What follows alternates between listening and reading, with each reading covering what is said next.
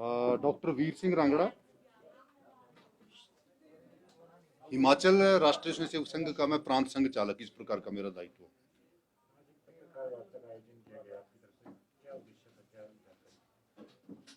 इस प्रकार की पत्रकार वार्ता वर्ष में 2 बार तो निश्चित रूप से होती ही है। 2 बैठकें बड़ी महत्वपूर्ण रहती है संघ की, एक अखिल भारतीय प्रतिनिधि सभा, एक अखिल भारतीय कार्यकारी मंडल बैठक होती है। ये 2 बैठकें अपरिहार्य हैं जिसमें पूरे देश को, समाज को जानकारी जानी चाहिए। तो अभी हमारी अखिल भारतीय प्रतिनिधि सभा हुई बेंगलुरु में, उसको लेकर ये पत्रकार वार्ता का आयोजन किया गया है। और संघ का ये चुनावी वर्ष भी था, तो हमारे जो सर कार्यवाह हैं, परम पूजनीय सरसंघ चालक के बाद जो दूसरा सर्वोच्च दायित्व रहता है वो सर कार्यवाह का रहता है, तो उसका उनका भी वो चुनाव था। और उस चुनाव में हम सब जानकारी में आया होगा कि श्रीमान दत्तात्रेय होसबले जी इस बार संघ के सर कार्यवाह निर्वाचित हुए हैं। इससे पहले वो अभी हाल ही तक वो सह सर कार्यवाह का दायित्व निर्वहन कर रहे थे 2009 से लेकर 2021 तक। वहाँ पर साथ में प्रस्ताव भी पारित हुए। एक प्रस्ताव राम मंदिर को लेकर है जो 5 अगस्त 2020 को सर्वोच्च न्यायालय की जो 5 जजों की जो खंडपीठ थी, उन्होंने जो मंदिर निर्माण के लिए जो निर्देश दिया था, जो वर्डिक्ट डीड थी, उसके कारण से जो देश में एक सौहार्दपूर्ण वातावरण रहा है, एक एकात्मता को वो प्रतिबिंबित करता है जो वातावरण रहा है, उसकी खुशी में संघ ने एक प्रस्ताव पारित किया है, श्री राम जन्मभूमि पर मंदिर का निर्माण, उसको भारत की अंतर्निहित शक्ति का प्रकटीकरण संघ मानता है।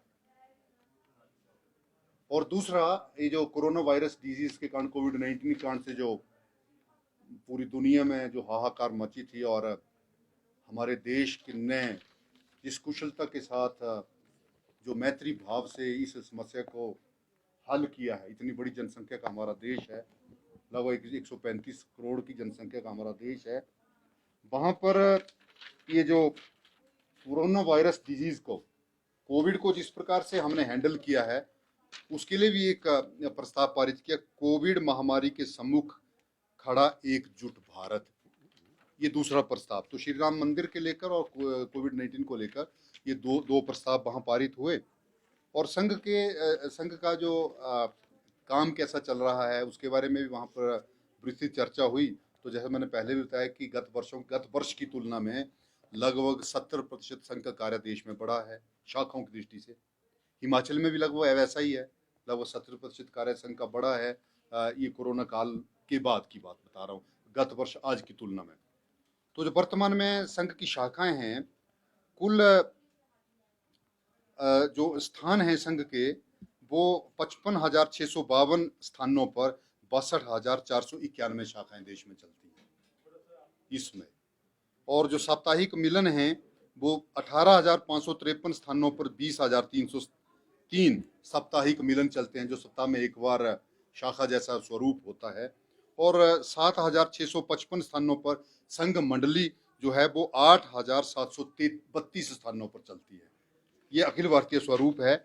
और हिमाचल में भी अगर संघ का स्वरूप देखना हो, गत वर्ष की तुलना में हमारा काम बढ़ा है।